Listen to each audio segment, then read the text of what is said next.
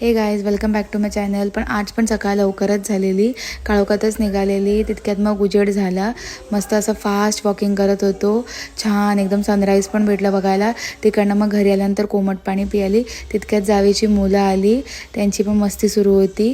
मी पटकन एक साईडला पीठ मळून घेतलं आणि लगेच पुरणपोळ्या करायला घेतल्या। मस्त अशा टम्म फुगलेल्या पुरणपोळ्या छान झालेल्या सगळ्या। त्याच्यानंतर मग हा काय करतोय बघा, ह्याला माहीतच नाही मी शूट करते। तिकडनं मग पुरणपोळ्या झालेल्या देवाला दाखवलं। मी काही नैवेद्य पहिला देवाला दाखवते।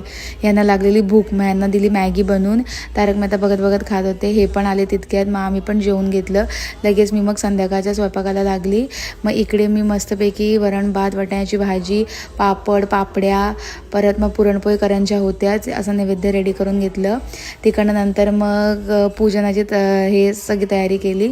मग रूममध्ये आली, लगेच चेंज केलं। ट्रेंडिंग अशी साडी घातली आणि लुक एकदम कडक करून टाकलं। तिकडनं मग सगळं घेऊन मग होलिका मातेजवळ गेलो, पूजन वगैरे केलं, प्रदक्षिणा घातली आणि काय पाप वगैरे झाले असतील तर माफी असावी। तिकडनं मग आमच्या बापदेवाच्या मंदिरात आलो, तिथे नैवेद्य दाखवलं। मग ही आमची गावदेवी मरुआई आहे, ही मला कायम माझ्या पाठीशी आहे खरंच, तर तिची पण नजर अशी काढली। त्यानंतर आपली गावमाता, तिला पण नैवेद्य दाखवलं। तिने खाल्लं तर मन अक्षरशः प्रसन्न झालं, खूप छान वाटलं बघून। मग नंतर 12 वाजले, मग आम्ही होलिका दहन झालं। मग तिकडनं घरी आलो आणि हे सगळे सोंगडे आज आमच्या इथे वस्तीला आलेले, तर त्या यांचं काय ना काय चाललेली टिंगलबाजी, असा दिवस गेला।